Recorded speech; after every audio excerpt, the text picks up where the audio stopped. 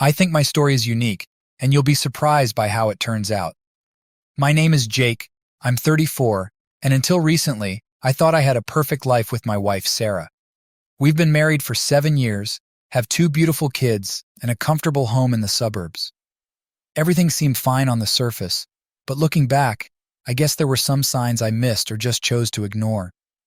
Sarah and I met in college, and it was one of those whirlwind romances that you think only exist in movies. We got married right after graduation and started our life together. She's always been the more outgoing one, working as a real estate agent while I work in IT. Her job required a lot of networking and late hours, but I never doubted her. I trusted her completely. Maybe I was too trusting. We hired a babysitter, Alex, a couple of years ago when our youngest was born. Alex is 22, a college student, and seemed like the perfect fit for our family. He's great with the kids, always polite, and just an all-around good guy, or so I thought. Sarah insisted on hiring him because she met him through a client, and he came highly recommended. I didn't think twice about it. Things started to feel off a few months ago. Sarah became more distant, always on her phone, and her late nights became more frequent. I chalked it up to the stress of her job, but I couldn't shake the feeling that something wasn't right. There were nights when she'd come home late, smelling like she'd been drinking, which was unusual for her. Our sex life also took a hit. She always had an excuse: too tired, not in the mood, or the kids were keeping her busy. I tried to be understanding, but it was hard not to feel rejected. The breaking point came last Friday. I usually work until 6 p.m., but that day I managed to finish a big project early and decided to come home and surprise Sarah and the kids. I thought maybe we could have a family night, order some pizza, and watch a movie. When I pulled into the driveway, I noticed Alex's car parked out front. It wasn't unusual for him to be there, but something felt off. The house was too quiet when I walked in. I made my way through the house, calling out for Sarah and the kids, but there was no answer. As I approached the living room, I heard muffled voices and laughter. The closer I got, the clearer it became that it was Sarah and Alex. I peered through the living room window and saw them on the couch, way too close for comfort. My heart stopped when I saw them kiss. It wasn't just a peck, it was passionate, and it broke me. I couldn't believe what I was seeing. My wife, the mother of my children, was cheating on me with our babysitter. I wanted to burst in and confront them, but I was frozen in place, overwhelmed with shock and anger. I took out my phone and recorded a bit of what I saw, just to make sure I wasn't imagining things. That night I couldn't sleep.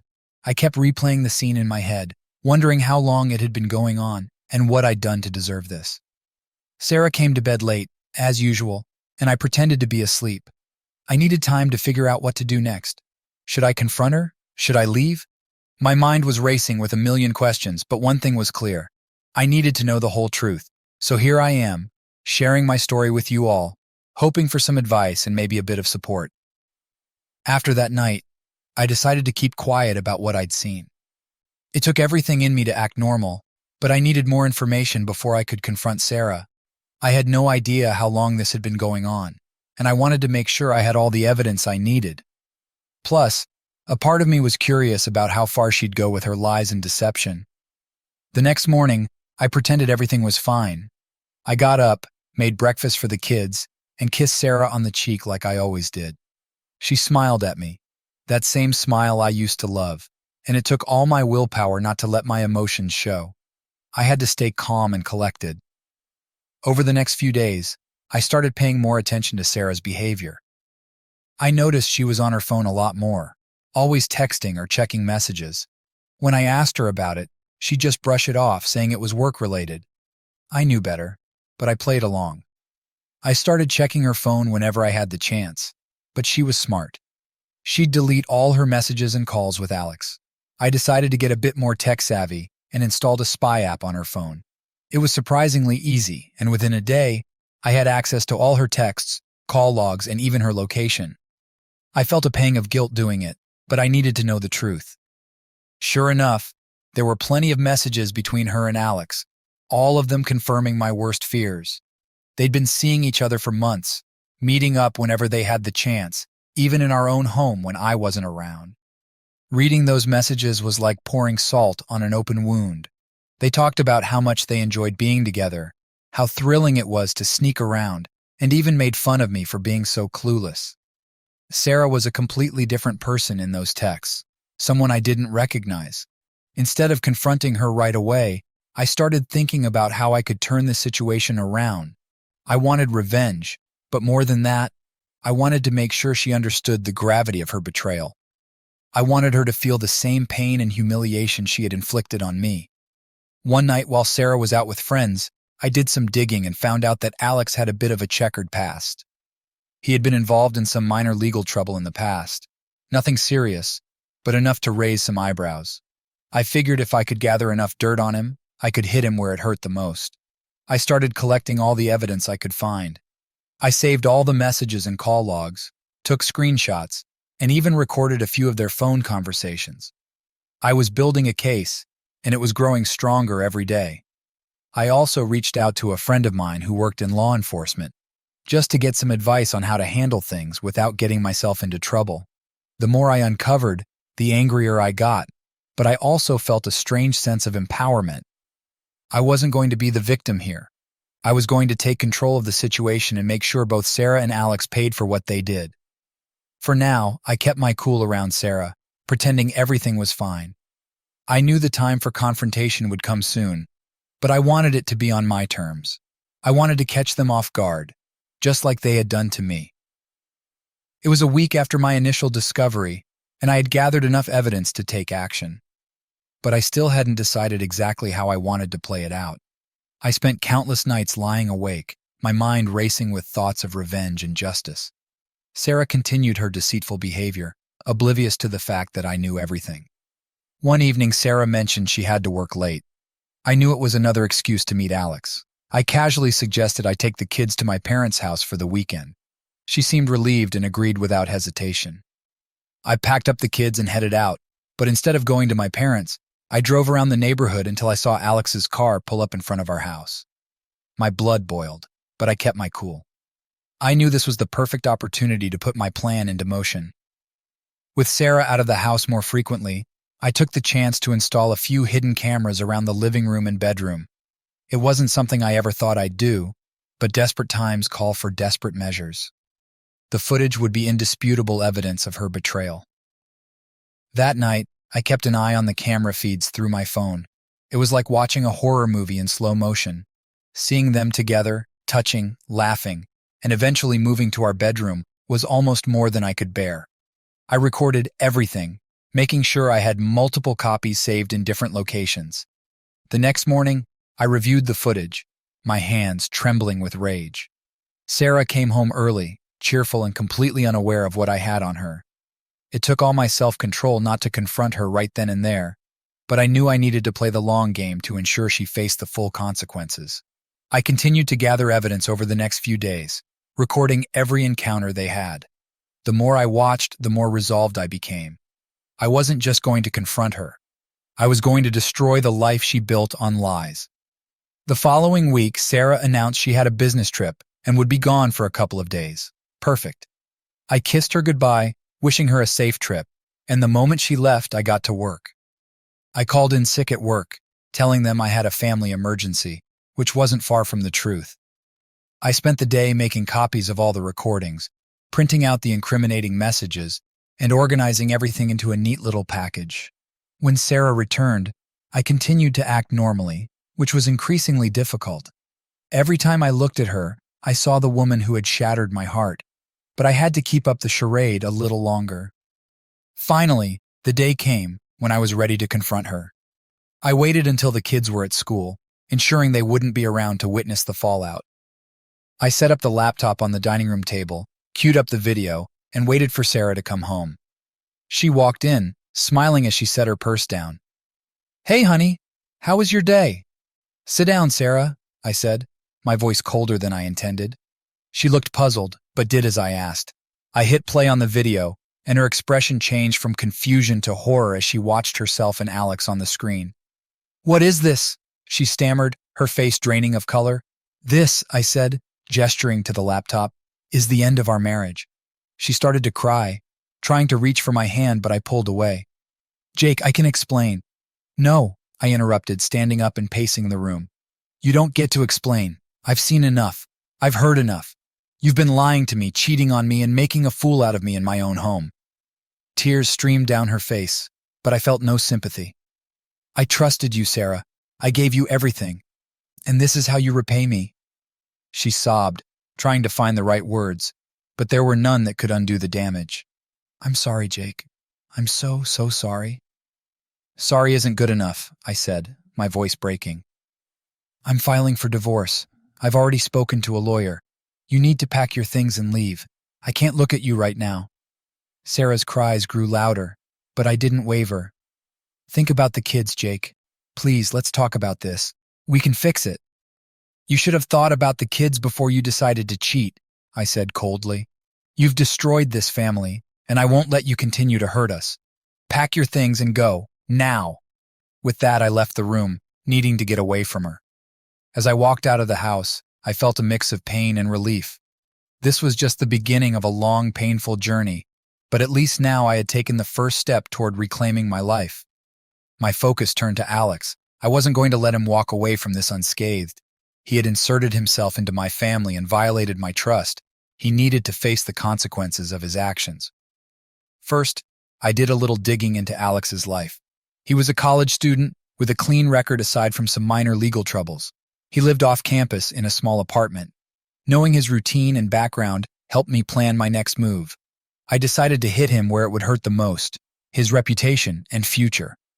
I compiled all the evidence I had of their affair, the videos, the text messages, and the incriminating photos. I saved everything on multiple USB drives, making sure I had backup copies stored safely. One evening, I drove to Alex's apartment.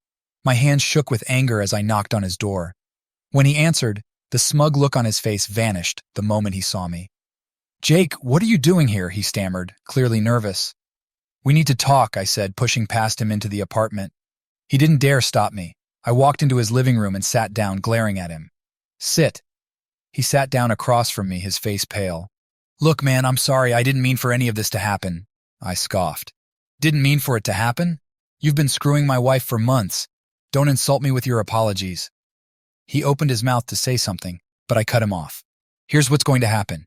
You're going to listen, and you're going to do exactly as I say. If you don't, I'll make sure everyone in your life knows what kind of person you are." I pulled out one of the USB drives and tossed it onto the table. On that drive is everything: videos, texts, pictures. I've got copies stored in multiple places. If you try anything, I'll release it all to your college, your professors, your family, and every potential employer I can find. Alex's eyes widened in fear as he picked up the USB drive, realizing the gravity of the situation. "What do you want from me?" "First," I said, leaning forward, "you're going to quit your job as our babysitter, effective immediately. You're going to stay away from my family and never contact Sarah again. Understood?" He nodded vigorously. "Yes, I understand." "Good. Second, you're going to write a letter of apology to my children. They may not understand everything now, but one day they will. You owe them that much." Alex swallowed hard and nodded again. "I'll do it. I promise." "Third," I continued, "you're going to inform your college about what you've done. Tell them you've been involved in inappropriate conduct and need to step back from your responsibilities. If you don't, I'll make sure they find out anyway." His face turned even paler, but he didn't argue. He knew he had no other choice. "I'll tell them." I stood up, towering over him. "Remember, Alex, I've got copies of everything. If I hear that you've tried to contact Sarah or caused any trouble, I'll destroy you. Do you understand?" He nodded, trembling. "I understand. I won't do anything. I swear." I left his apartment feeling a sense of grim satisfaction. It wasn't enough to heal the wounds Sarah and Alex had inflicted, but it was a start. I had taken control of the situation and made sure Alex would face the consequences of his actions. The next day, I received an email from Alex. It was a scanned copy of the letter he had written to my children, filled with apologies and regret. I didn't know if my kids would ever read it, but it was something. He also informed me that he had resigned from his job and contacted his college, admitting to his misconduct.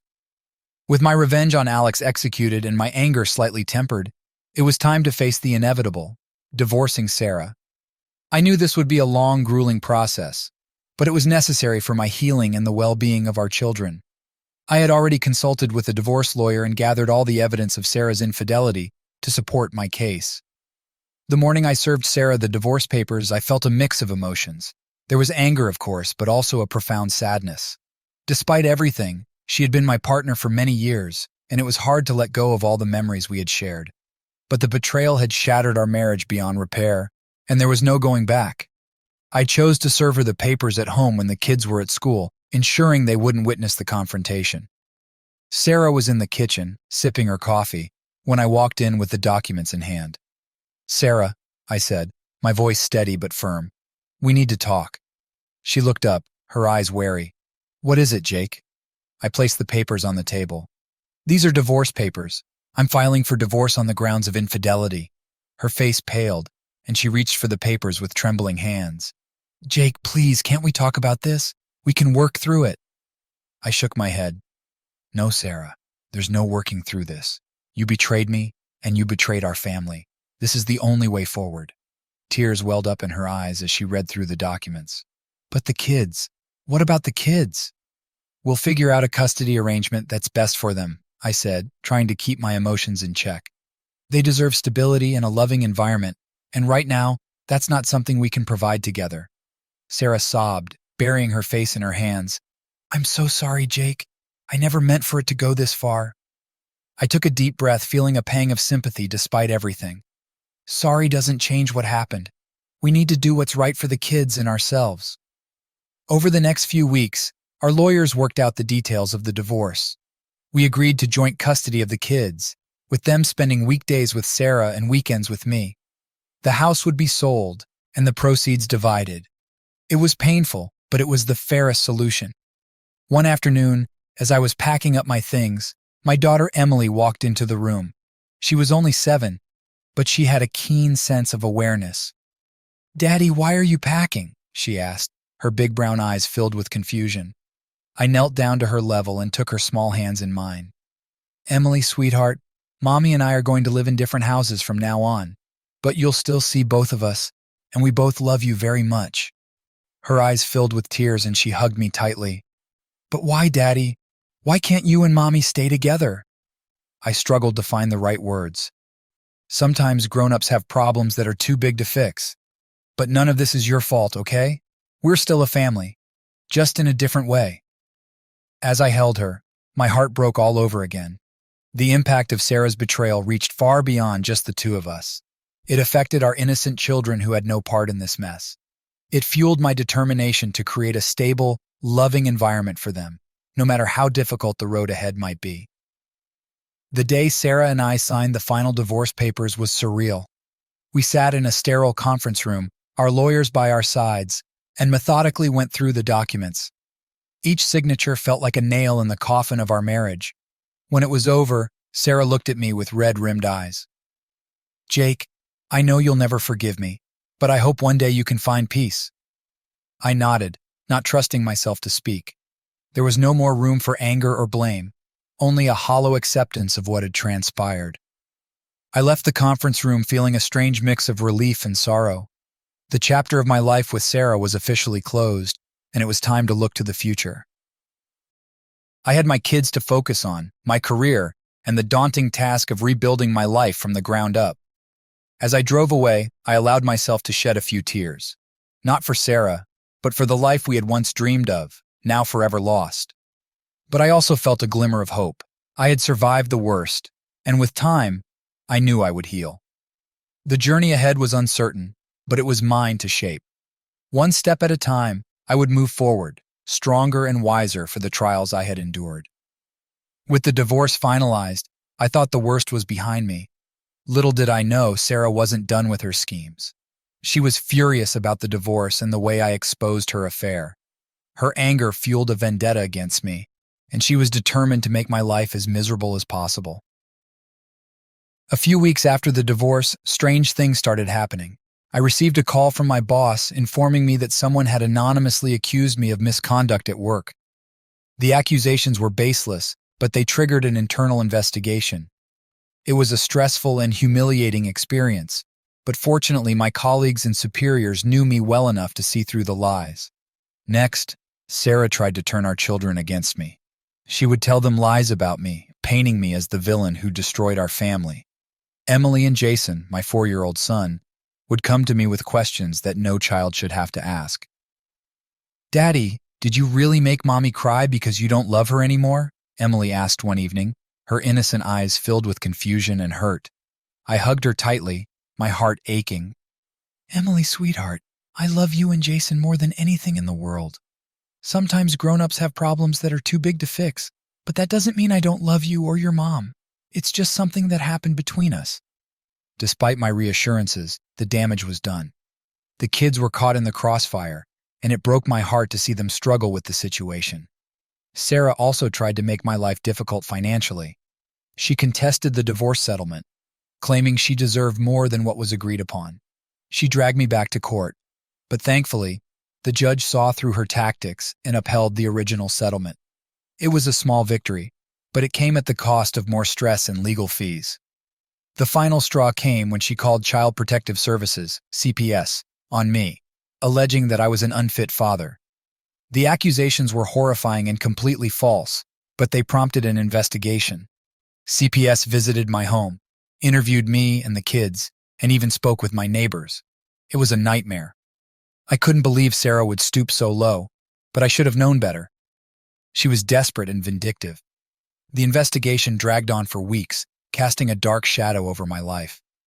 One evening after putting the kids to bed, I sat down with my lawyer, Laura, who had become a trusted ally throughout this ordeal. "Laura, how do I make this stop?" I asked, my voice filled with frustration and exhaustion. Laura sighed, her expression sympathetic. "Jake, we need to build a solid case against Sarah's false accusations and harassment. Document everything. Every lie, every false report, every attempt she makes to manipulate the situation. The more evidence we have, the stronger our case will be." I nodded, determined to fight back. "I can't let her keep doing this. It's not just affecting me, it's hurting the kids." Over the next few weeks, I meticulously documented everything. I kept a journal of every interaction with Sarah, every instance of her trying to turn the kids against me, and every false report she made. I also installed security cameras around my house to capture any attempts she might make to escalate her harassment. One day, Emily came home from a visit with Sarah and handed me a note. "Mommy said to give this to you." I opened the note, my anger boiling as I read Sarah's venomous words. She accused me of everything under the sun, threatening to take full custody of the kids and ruin my life. It was the final piece of evidence I needed. With my lawyer's help, I filed for a restraining order against Sarah. We presented all the evidence of her harassment, the false reports, and the manipulation of our children. The judge took one look at the mountain of evidence and granted the restraining order, limiting Sarah's contact with me and the kids to supervised visits. It was a hard-fought victory, but it brought a sense of relief. Sarah's attempts to sabotage my life were finally being curtailed, and I could start focusing on rebuilding. In the aftermath, I had a long talk with Emily and Jason, explaining things in terms they could understand. I reassured them that both their parents loved them, but that sometimes grown-ups have to make difficult decisions to keep everyone safe and happy. Slowly but surely, things began to improve. The kids adjusted to the new normal, and I focused on being the best father I could be. I found solace in my work and started seeing a therapist to help process everything I had been through. One evening, as I was tucking Emily into bed, she looked up at me with her big, innocent eyes. "Daddy, are things going to be okay now?" I smiled, brushing a strand of hair from her face. "Yes, sweetheart, things are going to be okay. We're going to be just fine." As I turned off the light and closed her bedroom door, I felt a sense of peace. The storm had passed, and while the road ahead was still uncertain, I knew we would face it together, stronger than before. Just when I thought things were finally settling down, life threw another curveball my way. It happened on a seemingly ordinary Tuesday. I was at work, focused on a project, when I received a call from the principal of Emily's school. My heart sank as I answered, fearing the worst. "Mr. Miller, this is Principal Thompson. We need you to come to the school immediately. There's been an incident involving Emily." Panic surged through me. "Is she okay? What happened?" "She's physically unharmed, but it's urgent that we discuss this in person. Please come as soon as you can." I rushed to the school, my mind racing with possibilities. When I arrived, I was led to the principal's office where Emily sat, her eyes red from crying. Next to her was a stern-looking woman I didn't recognize. "Mr. Miller, this is Miss Daniels from Child Protective Services," Principal Thompson said. "We've called her in because Emily reported something very troubling today." I knelt down in front of Emily, trying to stay calm. "Sweetheart, what's going on?" Emily looked at me with tears in her eyes. "Daddy, I didn't mean to make trouble. I just told them what Mommy said." "What did Mommy say?" I asked gently, my heart breaking for her. Emily hesitated, then whispered, "Mommy said that if you don't let her see us more, she'll tell everyone that you hurt us." The room spun as her words sank in. Sarah was threatening our daughter, using her as a pawn to manipulate me. I felt a surge of anger but forced myself to stay composed for Emily's sake. Principal Thompson and Miss Daniels exchanged a grim look. "Mr. Miller, based on Emily's statement, we need to take this very seriously," Miss Daniels said. "We're going to launch a full investigation." I nodded, feeling helpless and furious. "I understand. Please do whatever you need to ensure my children are safe." Over the next few days, the investigation unfolded. CPS interviewed Sarah, who of course denied everything, painting herself as the victim. Emily's words, however, were compelling evidence. She was young but clear about what her mother had said. During this tumultuous time, I kept a close eye on the kids, making sure they felt safe and loved. The strain of the situation was palpable, but I knew I had to stay strong for them. Then, just as things seemed to be spiraling out of control, an unexpected ally emerged: Sarah's sister, Jenna. We had always been cordial but never particularly close. Out of the blue, she reached out to me. "Jake, can we talk?" she asked over the phone, her voice tense. "Of course, Jenna. What's going on?" "It's about Sarah. I've been worried about her behavior lately, and I think you need to know some things." We met at a local cafe, and Jenna didn't mince words. She had noticed Sarah's erratic behavior and her growing obsession with getting back at me. Jenna had also found messages on Sarah's phone, messages that suggested she was willing to go to extreme lengths to win custody of the kids, including fabricating evidence and manipulating Emily. "I can't stand by and watch her destroy you and use the kids like this," Jenna said, her eyes filled with concern. "I want to help. I'll testify if I have to." Her words were a lifeline. With Jenna's testimony and the mounting evidence from the investigation, Sarah's credibility crumbled. The court granted me full custody of the kids, with Sarah's visitation rights severely limited and supervised. Sarah was furious, but there was little she could do. Her actions had finally caught up with her. It was a bittersweet victory. While I was relieved to have my children safe and with me, it was heartbreaking to see the person I once loved reduced to such desperation and deceit. Life slowly began to return to a new normal. Emily and Jason thrived under the stable environment I worked hard to provide. Jenna stayed in touch, becoming a valuable part of our support system. One evening, as we sat around the dinner table, Emily looked up at me with a smile. "Daddy, I'm glad we're all together. You're the best daddy in the world." Tears welled up in my eyes as I hugged her. "Thank you, sweetheart. I love you both so much." Months passed, and life began to settle into a new, steady rhythm. The kids were adjusting well, and I was beginning to find a new sense of normalcy. I had even started dating again, cautiously optimistic about the future. But just when I thought the worst was behind me, life threw one last curveball my way. It was a crisp Saturday morning, and I decided to clean out the garage. It was something I'd been putting off for months, and I figured it was about time to get things organized. As I sifted through old boxes and dusty shelves, I came across an old shoebox tucked away in the corner. Curious, I opened it up and found a stack of letters and photos. The first few letters were innocent enough, old love notes between Sarah and me from our early days, but as I dug deeper, I found a series of letters addressed to Sarah, dated from around the time our marriage started to fall apart.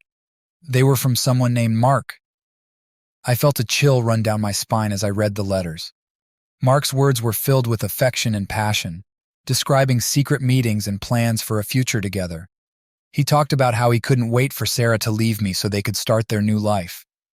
One letter in particular stood out. It was dated just a few weeks before I discovered Sarah's affair with Alex. Mark wrote about a trip they were planning, a romantic getaway to celebrate their new beginning. My heart pounded as I realized Sarah had been seeing Mark long before she got involved with Alex.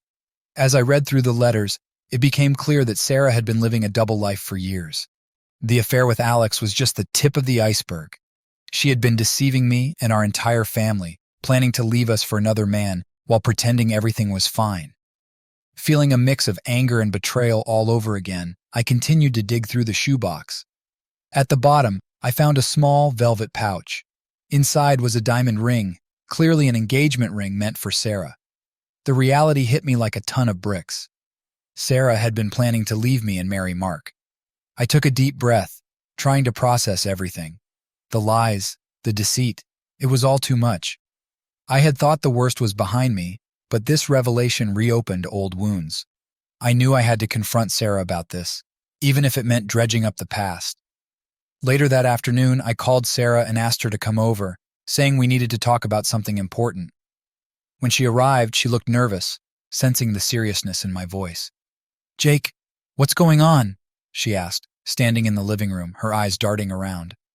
I walked over to the kitchen table and laid out the letters and the ring. "I found these in the garage today. Care to explain?" Her face went pale as she saw the items. She sat down slowly, her hands shaking. "Jake, I don't know what to say." "How about the truth for once?" I demanded, my voice steady but cold. "You've been lying to me for years, Sarah. Not just with Alex, but with this guy, Mark. You were planning to leave me, to start a new life with him. Were you ever going to tell me?" Tears streamed down her face, but I felt no sympathy. "Yes, I was seeing Mark. It started a few years ago. I was unhappy, and I felt trapped. But things didn't work out with him. By the time I realized my mistake, it was too late. I had already ruined everything." "You ruined our family, Sarah," I said, my voice breaking. "You made me feel like I was the problem, like I wasn't good enough. All the while, you were planning your escape." "I'm sorry," she sobbed. "I'm so sorry, Jake. I know I can't undo the past, but please believe me when I say I never wanted to hurt you." "It's too late for apologies," I replied, feeling a strange sense of calm wash over me. "I've moved on, and I'm building a new life for myself and the kids. You need to live with the consequences of your actions." Sarah nodded, tears still streaming down her face. "I understand. I just hope one day you can find it in your heart to forgive me." "I don't know if I can," I said honestly. "But I know one thing. I won't let your betrayal define me. I'm going to keep moving forward, for myself and for our kids." As Sarah left, I felt a weight lift off my shoulders. The past was painful, but it was finally behind me. I had uncovered the full extent of Sarah's deceit, and it had given me the closure I needed to truly move on.